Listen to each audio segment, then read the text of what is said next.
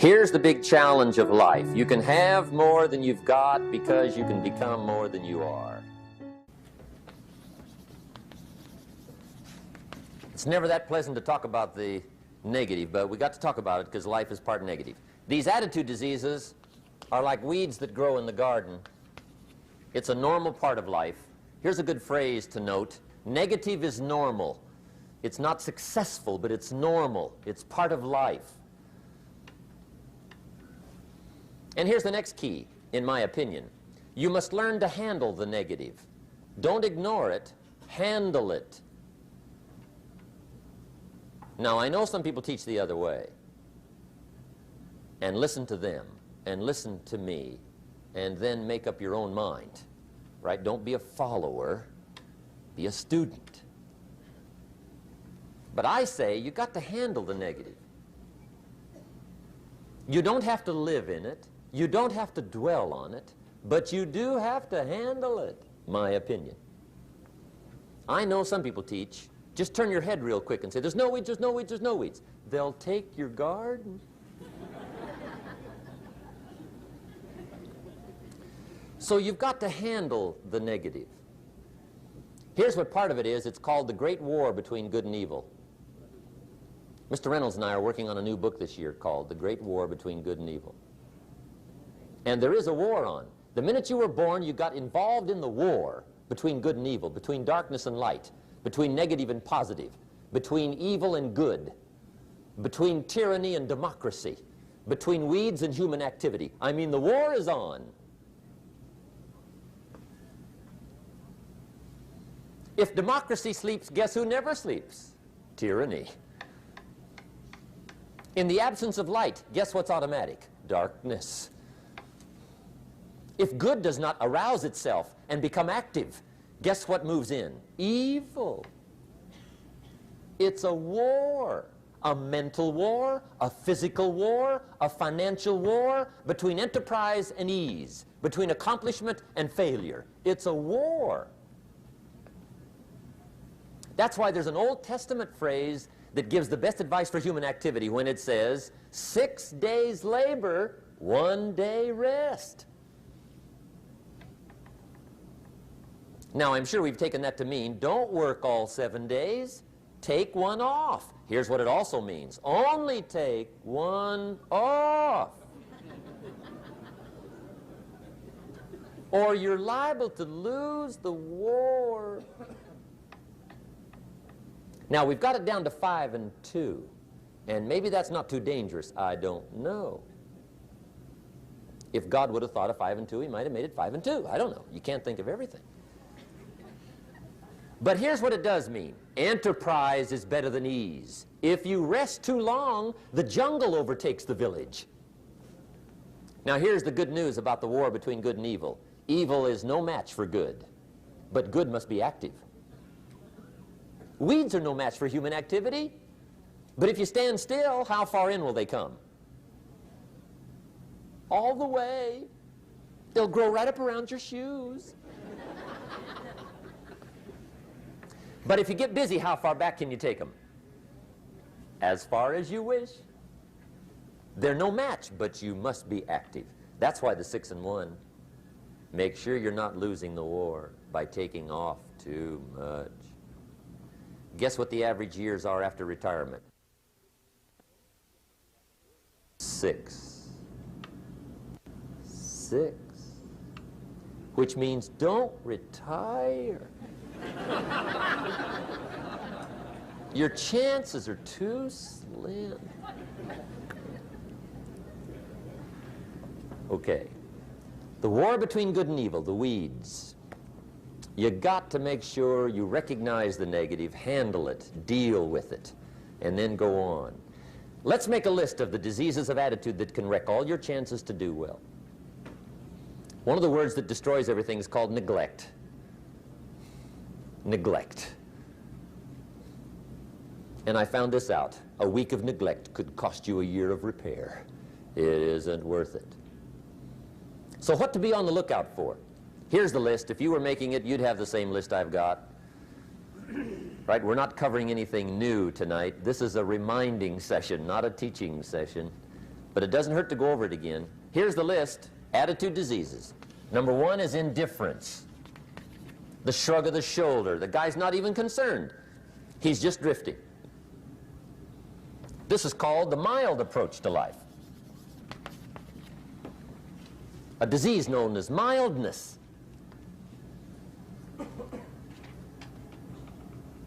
The guy says, well, I can't see getting all that worked up. Well, to be any kind of winner, you got to get worked up.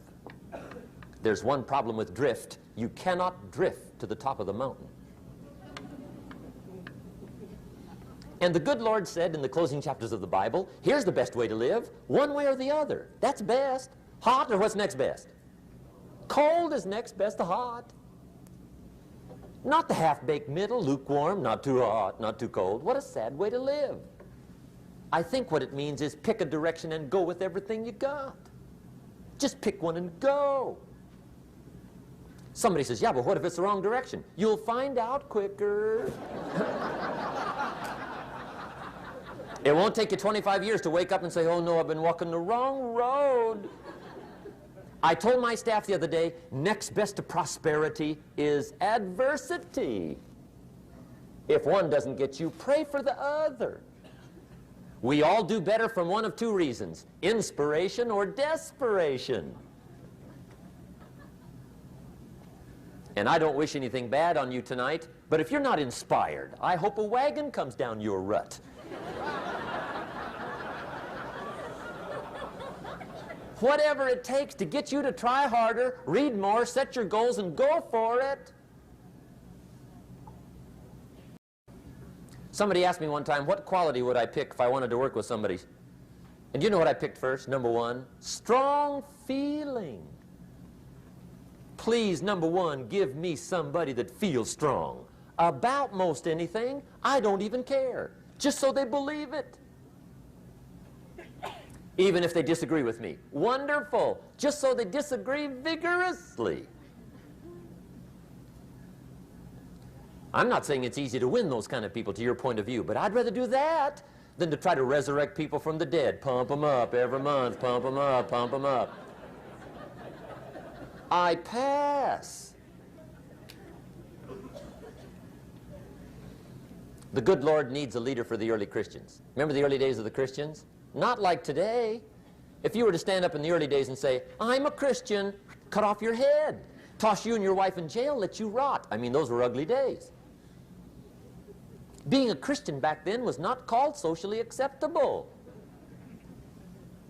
They didn't have 125,000 in the Los Angeles Coliseum to hear Billy Graham on a Sunday afternoon. Not back in those days.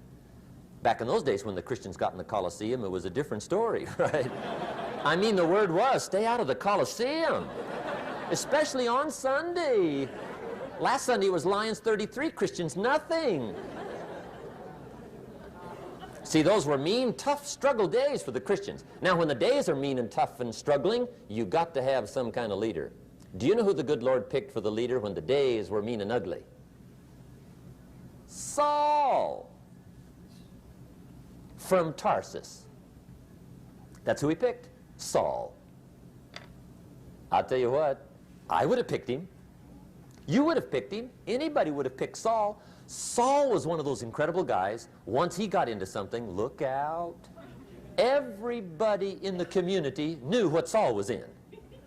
Because whatever he joined, he'd flip all the switches, open up all the dials, turn on all the faucets, and go like mad. He was known as All-Out Saul. I mean, he was something else. Now, at first, it wasn't working out well. Saul hated Christians, which makes a poor leader, right? I mean, that won't work. Saul got this bug somewhere about the Christians. He got to hating Christians. And he hated them so bad, every time somebody would say Christian, he'd fly into a rage. And I guess he decided one day, it was his mission in life to get rid of all the Christians. He was Saul anyhow, could do most anything he wanted to.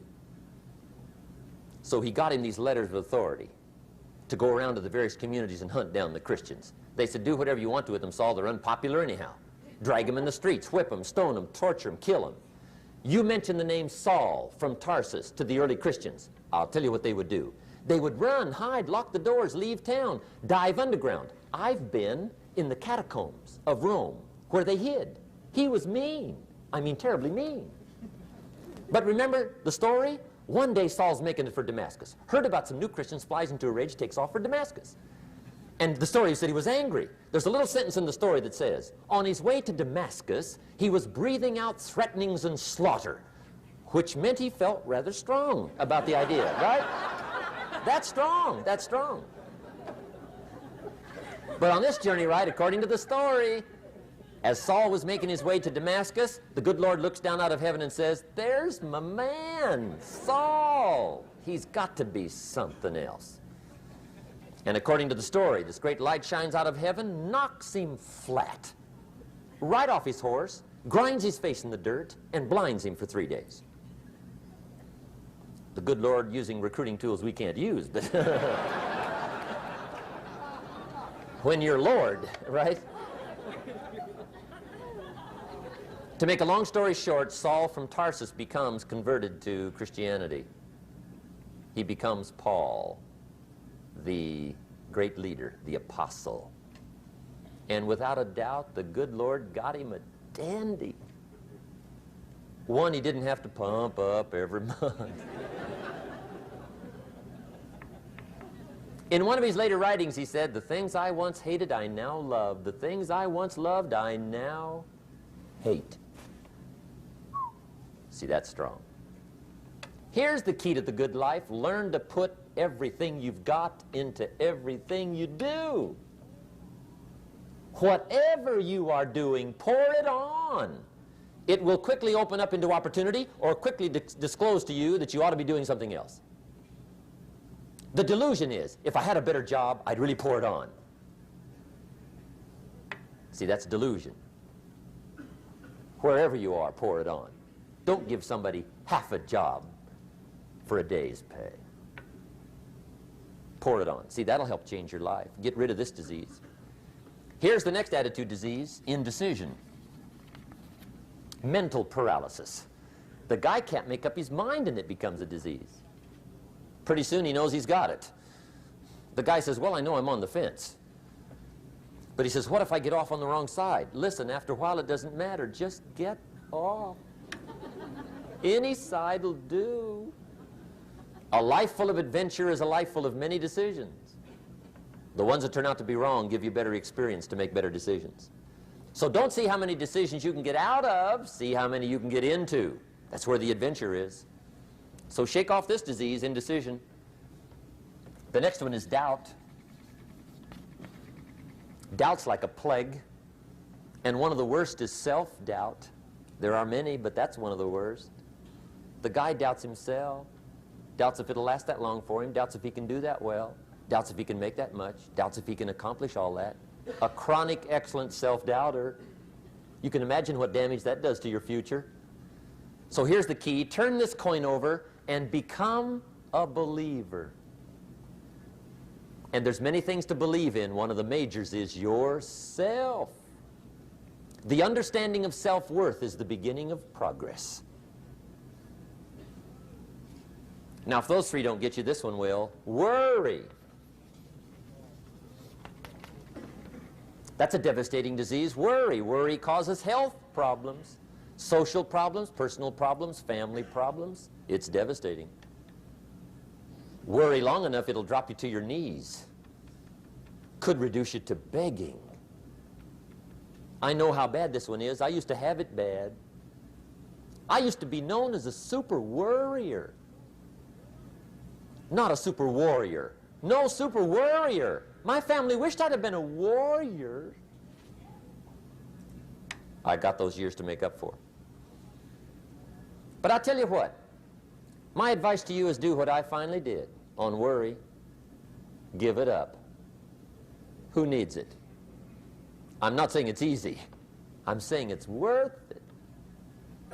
It took me almost 1 year to kick the worry habit, and it was not an easy year. It was one of the toughest years I ever spent, but I finally got that monkey off my back. And I discovered you could live the most incredible life free of worry. Not free of challenge, not free of difficulty, free of worry. I learned how to do it, and you can.